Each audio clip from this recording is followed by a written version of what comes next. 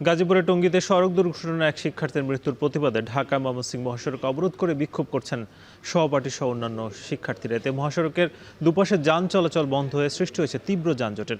এ নিয়ে বিস্তারিত জানাতে গাজীপুর থেকে যুক্ত হচ্ছেন সহকর্মী ইফতেখার রায়হান। জানতে চাই যে যান চলাচল বন্ধ হয় ভোগান্তি কেমন দেখছেন?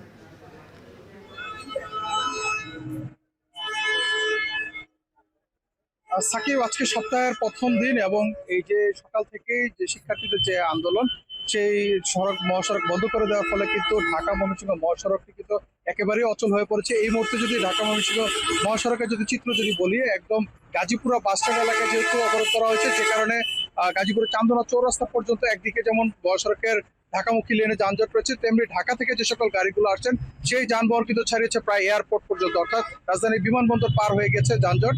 এবং এই যানজটের কারণে কিন্তু সীমাহীন ভোগান্তিতে পড়েছেন এই পথের চলাচলকারী যানবাহনের চালক এবং যাত্রীরা। এবং মূলত এই অবরোধের কারণ হচ্ছে এই গতকাল সন্ধ্যায় টঙ্গীর তামিরুল মিল্লাত কামিল মাদ্রাসার একজন শিক্ষার্থী নবম শ্রেণীর ইয়াসিন আলী, তিনি সড়ক পারাপারের সময় কাভার্ড ভ্যানের চাপায় নিহত হন।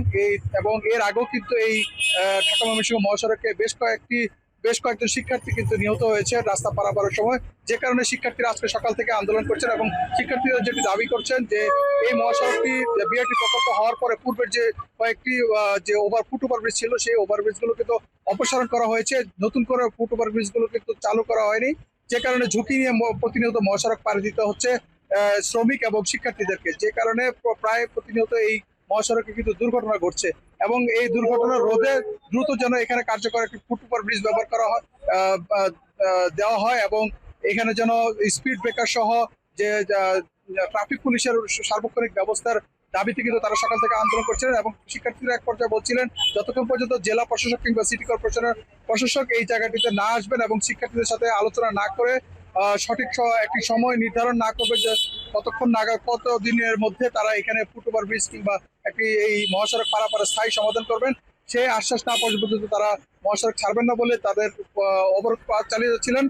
তো বেলা আড়াইটার দিকে প্রায় 3.5 ঘন্টা পর কিন্তু জেলা প্রশাসক এবং সিটি কর্পোরেশনের প্রশাসক এখানে উপস্থিত হয়েছেন।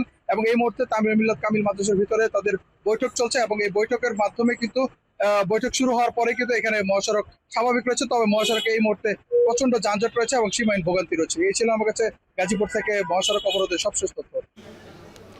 গাজীপুরে সড়ক অবরোধের খবর জানাচ্ছিলেন ইফতেখার রায়হান।